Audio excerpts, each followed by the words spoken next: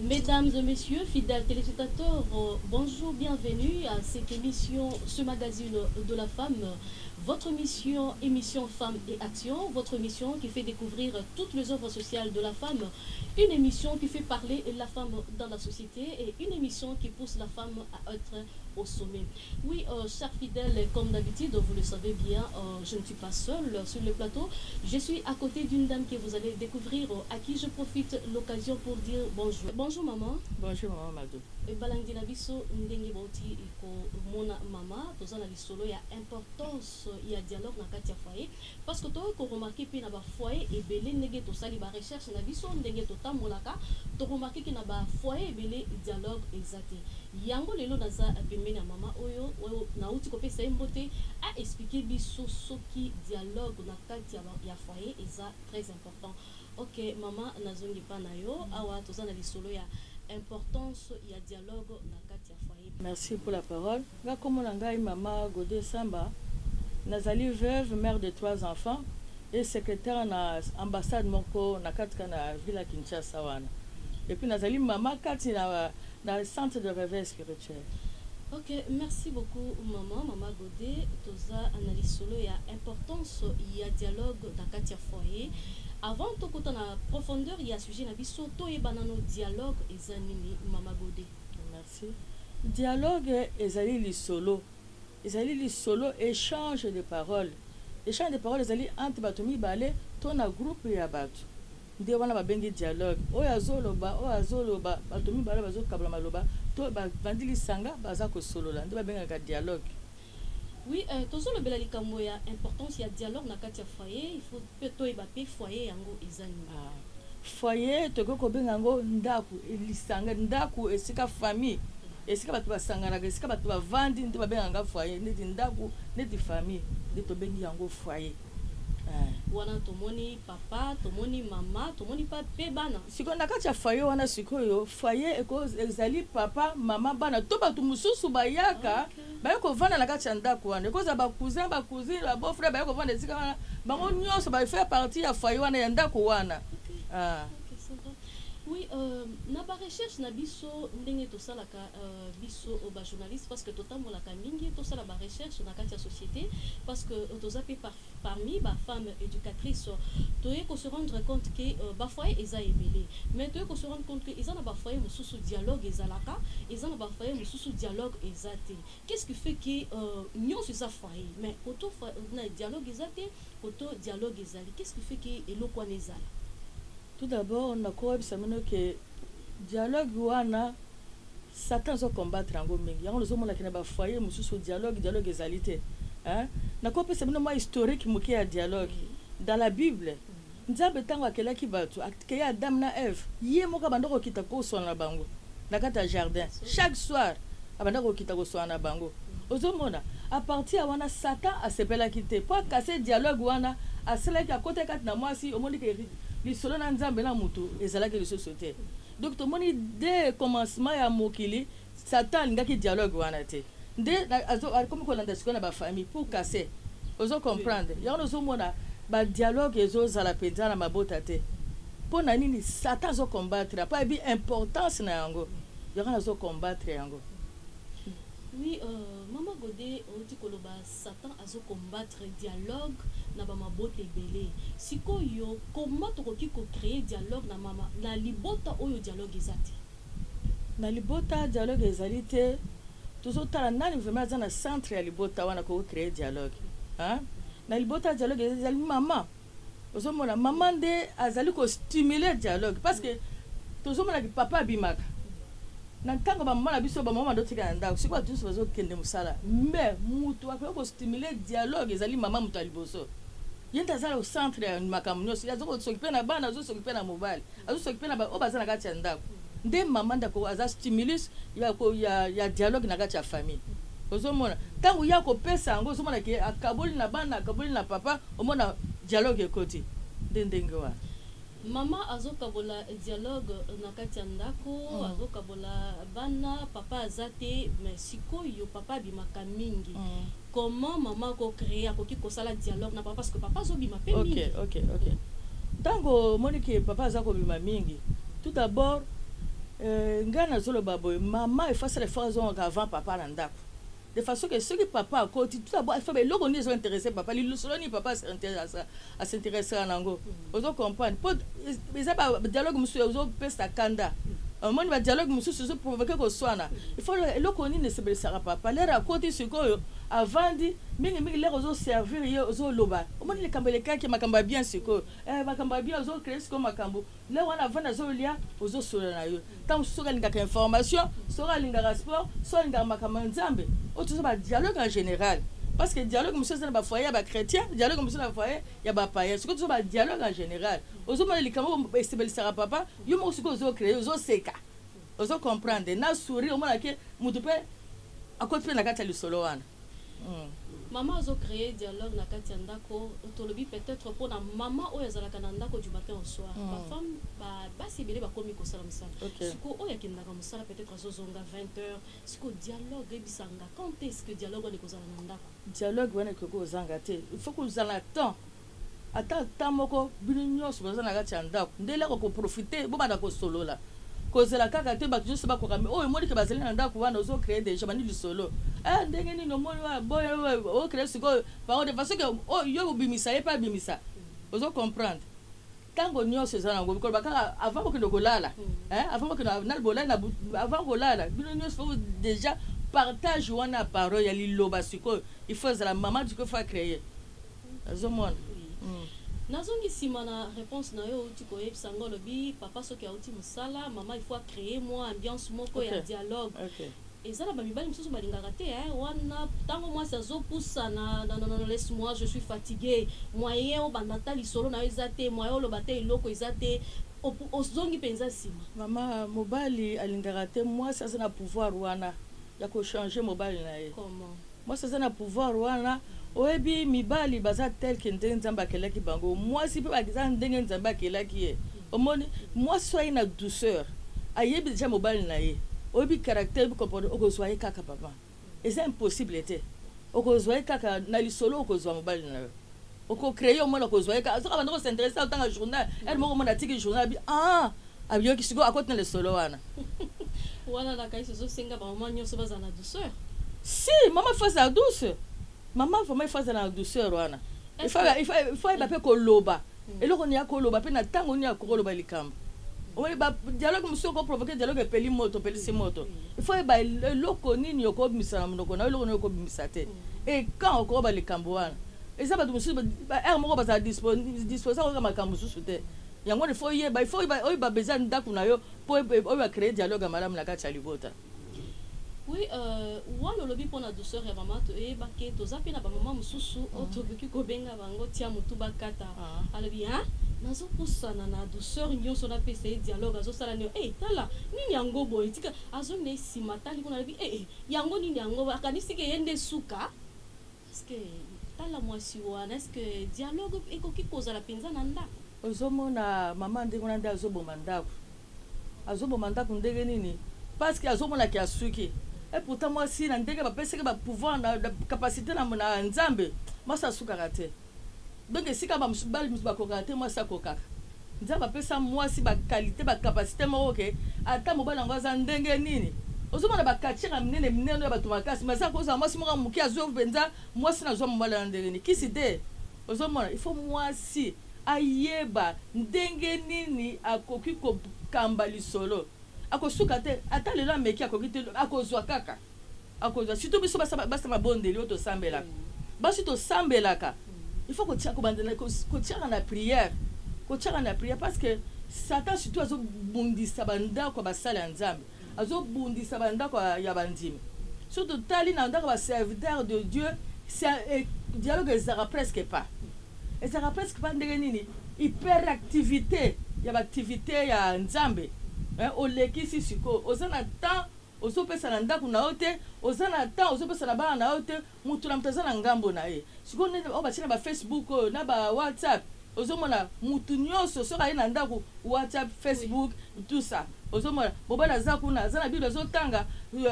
bana baza na facebook mama aza na kote na ye donc ozomona ke dialogue esika wana eza likambo nini sainte esifa kota na kati sainte kota na kati mutu moko efo neti mama aremake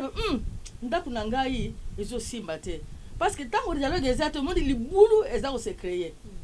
bulu bozoremake libulu eza wana te libulu ezoremake eza kose créer wana mpona nini lisolo eza te kufa ezokota na ndako saki mutu apercevoir nango donc il suffit que likambo moke mona kaka moto epele ndako wana epanzi ata eza baserviteur de Dieu ozo comprendre ndango wana mama nde eza au centre de tout azo un système ngi mpona mama aza au centre de tout mama il faut yeba kocréer ata mama mosala nzambe il faut créer dialogue papa kokende asali misala azongi tout ça il faut pe papa ye moko pe il faut aza kocréer pe dialogue na kati ya ndako mama kaka te parce que papa pe aza responsable il faut responsable aluka pe temps ya kopesa la kati na ndako mama azaka temps ya kopesa la kati ababeke mokolo to kokovanda to sololaka napesa asala horaire baboyi mosala nzambe te baboyi yango te mais hyperactivité okosituka ndako esi epanzele mpo ni dialogue ezali te parce que bamama mingi bapapa mingi ya basala nzambe surtout bazali kobosana likambo monene dialogue na kati ya ndako nzambe akoya kosolisa mwasi na yo te nzambe akosolisa bana na yo te nzambe akoya koadike bango te parce que na dialogue ozomona échange ezali wana na dialogue connaissance oza koleka na dialogue formation ezoleka na dialogue makambo ebele ezoleka ozocomprendre na solution na baproblème na dialogue ozoyeba mutu na ndako ozoyeba mwana aza ndenge nini banini na ye aza na mposa nini ozoyeba bon soki dialogue eza tokoyeba nani okoforme nani connaissance nini okotransmettre na mwana ozomona wana nde ozomona société ezokobeba parce que société bali na ndako ozocomprendre société bali na ndako moko ndako mibale ndako misatu soki bandako nyonso dialogue eza te ozomona ke mboka eza kokufa c'est ça objectif à Satan alingi dialogue te alingi ozomaki azocréer bastratégie ebele azocréer bastratégie ba Facebook avec crise tout d'abord crise so moi na Europe les gens travaillent beaucoup bazosala mingi papa qui ekosala mama zongi akekosala bana bapanzi ekosala bazonga mpoka mtalali azana ordinateur bona boye ala comme c'est go crise bato bazoki na misala mingi bato bakina misala mama kekoteka ti 22h ndako eza kopanzana ata basala nzambe nde na lobi wana musala nzambe siko azobima donc na bacatégorie nyonso Satan bazali touché na problème ya manque de dialogue ozo comprendre catégorie nyonso yango wana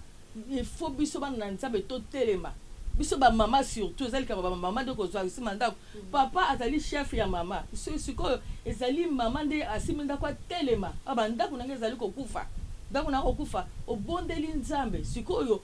bokoko créer dialogue ndenge nini te bozovanda bozotala nti batémoignage toti na église à partir amonaki témoignage ndenge wana bakréer dialogue ndenge amonaki témoignage ola oyo tiaka matena amonaki boye bo mate wana oyokaki ndenge nini kana okai bateyaki boye ozomona ata sujet wana to bozokaka sujet mosusu ozomona lero moto azoloba ozokomprendre mwana nzambe ozokomprendre mobali na ngai mwasi akomprendre mobali na ye opepe azokomprendre mwasi na ye ozomona ke na ndako wana cohésion ezali unité ezali amour ezali na te soki na répondre malamu. Ok, mama Godé mpona oyo etali lisolo na kati ya libota il faut libota ezala na bomoko soki eza na bomoko te lisolo ekosimba te na ye tomoni mpe bafoye ebele ekomi mama à part bana à part papa à part ou soit peut-être toye komona mama aza kaka na bana na ye atie mokongo pa ya papa dialogue ya mama eza kaka envers bana na ye papa aza à part nayebi te eloko wana tant que femme éducatrice bomoko wana yaka na lisolo bomoko yaka yango ta partir ya lisolo nde bomoko ezalaka ozomona ntango kuna bozopartage bozosolola confiance ezose créer kati na bino botia confiance omona ke bokolingana makasi ozomona ata likambo ezali lokolinga oyebisa moninga na yo omona soki donc mwasi na mbale baza baami faut baza baninga liboso ozomona ntango yo obimi ozongi oyoko yebisa boninga na yo kaka ndenge bomoko ndeko dialogue nde ekelaka bomoko wana dialogue ekelaka confiance dialogue eza entretenir bolingo na kati ya libota yango nazomona nazo basanta azocombattre yango mpo ayebi bien fait na yango ozomona mama soki azopesa papa mokongakamika na bana donc déséquilibre eza na ndako wana déséquilibre ezali ndako wana moko mosusu mwana papa na mama na bana ye batombokeli papa bayini ye parce que maman soit masolo azobetela mama azobetela bana masolo azosona bango un jour c'est papa seleka papa selema erreur moke yo pe papa pona ni basolaka mingi na mama basola na papa te ozomona de mama ifatelema asala makasi a récupérer papa na dialogue papa pe ba comprendre que baza bato osotanga ka ba journaux te ordinateur te bible kaka te mais baza na ndako soki otiki ndako ozosola moko te okoyeba te na ndako makambo ezoleka ben sese ezoleka na ndako baparent baza koyeba te bana bazoko avorte na bandako bazoyeba te moto akopesa mwa information na ezali te parce nini ozosola moto ekaka bozwi journal mpe ozotala te match tout ça ozocomprendre mais luka osolola na bango osololaka bozoseka biso tozala ta mosu totie musike tozobina tozosolola bozoyemba ozomona ke barrière wana ezolongwa barrière ezolongwa mpona kati ya lisolo éducation mpe ezali si yango tozo baconnaissance ozotransmettre de connaissance ozotransmettre éducation ozoéduke bana na nzela ya dialogue wana ozobelako makambo biso baparent na biso bandofana bakomaka ndako boye te biso bandokoma boye na dialogue lisolo omoni yo propose ke so bandosala ndenge nini ozomona baparent bazoforme biso na nzela ya dialogue ozotamisika ozoyebisa mpe bino babi la foi bien de ce qu'on attend c'est que vient de la parole de Dieu ezwa na kati ya matoi na koyoka bo soki matoi ezoyoka te osali fo koyoka soki ozolobela motu likambo te akoyoka te ozoma loba nde loba na nzela koloba nde compréhension koleka na nzela koloba nde solution na makambo ebele oyo ezobloke biso ekomonisama na kati ya dialogue wana. Mama Godé, est-ce que dialogue na kati ya libota ezalaka na ba fruit? Si, dialogue est très très important. Comme par exemple ba fruit nini? Tout d'abord na lobi wana unité. Nous beaucoup mis soudé na ndela zo créer bozo comme soudé bozo comme bomoko na kati ya dialogue wana. Tolo ba dialogue ba mamso ba dialogue baza ko dialogue na makambo mabe. Bazo ba mamso ba comme bomoko na kati ya mabe, ba mamso bomoko na kati ya malamu. Ozomona siko biso bana nzambe tuzo kuma bomoko na kati ya makambo ya nzambe. Tuzo kuma bomoko na kati ya makambo ya nzambe. Ezo créer unité ata yo mutu tilibanda oyepa o détruire famille o simba te. Ozomona keba ça bo omona tuzo a communiquer keba omona Satan akota te. Ozomona voilà isa façon ya kokanga ndako po Satan akota te. Kokanga ndako Satan akota te. Lisolo les très important na bina ibandaka na Bible na commencement tozoke nango eza très important. Eza lokola ba colonne o ezo simba libota ezali dialogue. Ce que dialogue eza été famille ça rekufa. Yes solo. Est-ce que mama koswana oizana ba famille mususu mabota mususu soki bazobeta masolo o ezanga tina omoni satia mais soki na baki na masolo o ezo construire ndako santia pas. C'est ça, c'est le diable qui est à la base de tout ça. Diable alingi batu ba monga azo combattre ne ba foyer, azo combattre ba ndako. Ozomona quand ozo kene lisolo omoni ezo simba te lisolo ko construire ezo simba te zo ke pa nzambe. Parce que nzambe nde architecte, nzambe nde motongi bâtisseur à liboso nzambe. Zonge pa nzambe bon de la chasse je n'ai pas nzambe nzamba yokaka nzamba yokaka ko répondre omona kama kama kubunga malembe ye mettre attention omoni makambe bongi ezongi sika moko toko bangelo ko moko te na sera moya usiko uzana nzambe kati na yo dialogue eza nango possible Jésus Christ ye moko azikina ba discipline so ate moko ba poser ba nuko solola ba so poser ba question azo répondre azo comprendre azo transmettre la connaissance. Ozomona biso pe bongi to tia na maboko ya nzambe Jésus Christ mtapo aibe dialogue important sa dialogue biso to ko imiter dialogue wana to créer dialogue la kati na Jésus Christ tia obeti mabolongo nazo kokate nzambe le nazo kende bo bazana téléphone na meka ko sona azana journal sunga ngai jour comme nzambe azana ndenge na sela ka changer makambo bakomo ko sola siko nako pesa exemple ya ngai tata na biso to banda ko sola tele to ba pagano tout le soit il y a moins de papa ndela biso bazali ya kalana discipline kanda tout ça mais l'air to bongo lika ka motema biso nyonso to comme na dialogue moi toujours sur la toujours c'est quand papa toujours quand papa changer ce que tu vends boye pas vendre avec au soit pour na Jésus Christ avec au centre. Amen. Amen. OK. Oui, sikoyo olobi ceux qui ont tenir na kati anda côté faut kozonga et pas Jésus Christ. Nani sikoyo kozonga pas Jésus Christ. Bon, oh ya ko sala constat. Ozomona parce que ça mutu musu dialogue exact lui ça ne dit rien. Oh ya ko mona kelbi ndako dialogue ezalité zo simba te. Warande akozonga. So mama moni angote. Comme su mwana pe. Po tam su mwana pe, asambela ngana ko zonge panza. Ndako na biso na mona ezokufa. Mutu nyoso za responsable la kati makambo wana. So na madoko insister mama, pour mama aza au centre makambo. Mais so mama faillir na ye azoko kate. Mwana pe akozo relève wana. Mwana ko zonge pa nzambe. Asambela na ndako na biso il y a ça ne va pas nzambe. Au secours il y a na ndako na biso. Makambo ko changer nango. Est-ce que prière ya mwana ekoki kosani na kati ndako parce que ba jeune ebele basambela kate est-ce que prière ya mwana ekosani na kati prière ya mwana eza na effet nzambe pa nzambe likambo ya mwana na mukolo ezalaka te epa ya nzambe mutu azali mutu lero yo belela ngai bakite mukolo belela ngai abe invoque moi après c'est ça qui a acheté donc mutu nyonso azana pouvoir azana nani wana privilège ya ko invoquer nzambe ya ko belela nzambe akoyoka ye atamo na 2 ans akoyoka ye nzambe aza nzambe mutu nyonso akipaka acheté amen sikoyo mwana ki esimbite mama meki esimbite papa ki esimbite na ebite mama formule ni bakoki ko appliquer pour dialogue kota na ndako avec Dieu esimba kanango kaka soki toke pa nzambe esimba kama cher parce que biso ngala zana expérience wana mbaki mbana nga kufa na zana expérience makambo wana parce que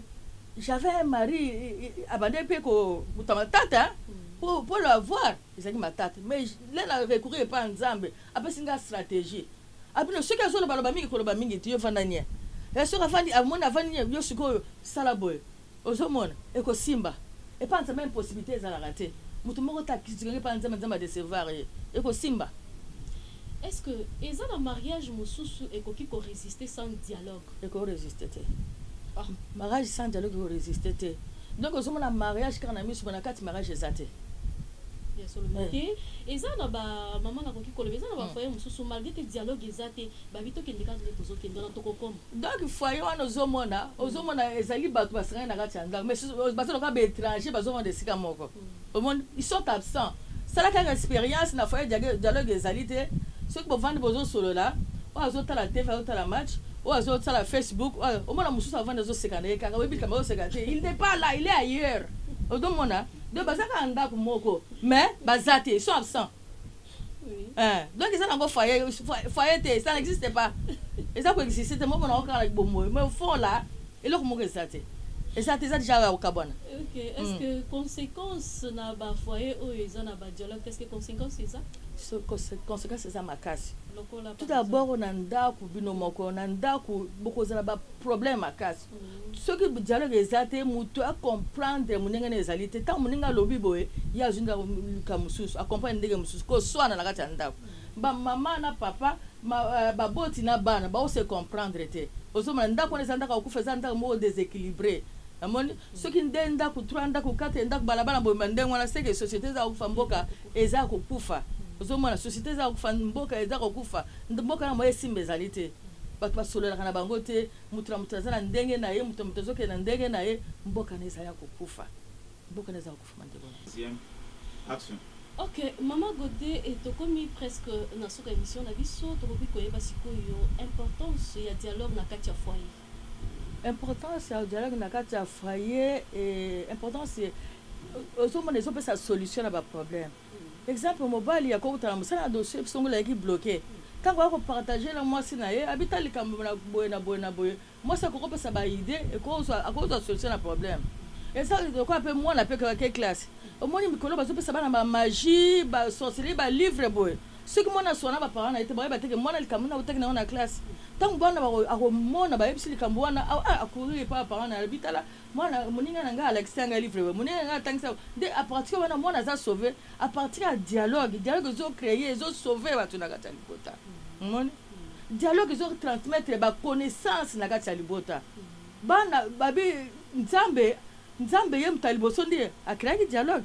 sikoyo biso sikoyo na dialogue bando pesa connaissance epa bani sikoyo biso baparent na dialogue faut se transmettre sikoyo connaissance sikoyo ya malamu de façon que bana bakola ezobâtir ezoconstruire personnalité ya moto ntango bino bozosola kati ya ndako mwana azoyeba repère ah papa na ngai namoni azali boye azali modi fona copier a parole tire la parole ozomana mutusu mwana azoloba ndenge wana lokola papa na ye mpo na nini dialogue ezalaka azokope sikoyo parent ne bisaleli malamu makambo malamu papa nini mwana aza kope yango tozomona importance ya dialogue ezocrée ezotonga ezope komaintenir ndako nakasi na mokuse yango wana mpo dialogue eza makambo ebele akoloba mais tozo resume kaka moke wana. Ok, tokomi na suka mama Godé liloba na yo ya suka na bao baotala biso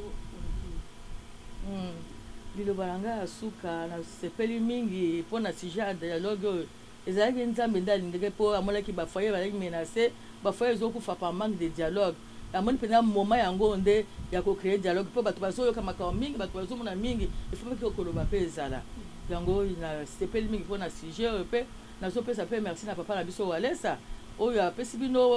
autorisation ya koya kosala émission na pamboli na mama Angèle ezali mpe foyer na bango bapambola mingi na kati ya foyer na bango nasepeli mpe mingi na boye na bino nazopambola mpe bana na ngai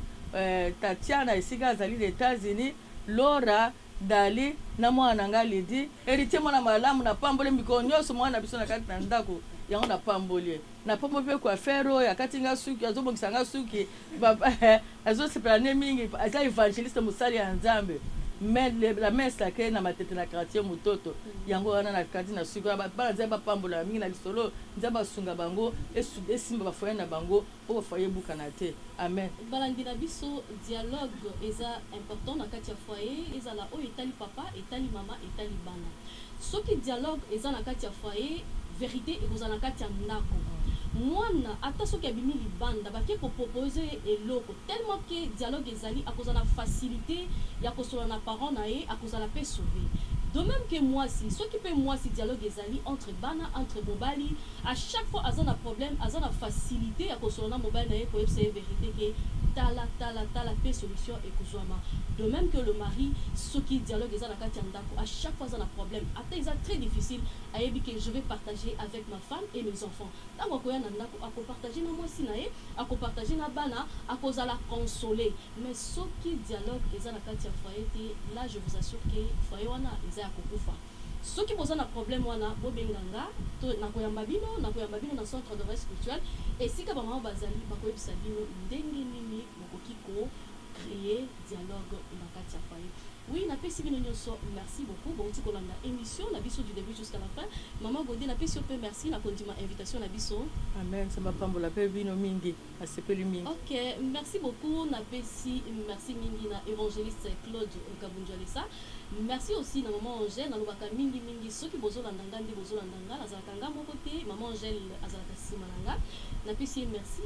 ebele osanyete emebi doya ndezaki sima caméra napesi bino nyonso merci et beaucoup nakalisi eza sukate soki boza na sujet bobenganga boza na problème numéro yangona bobenganga je suis sûre et on va se retrouver à la prochaine occasion. Au revoir. Amen.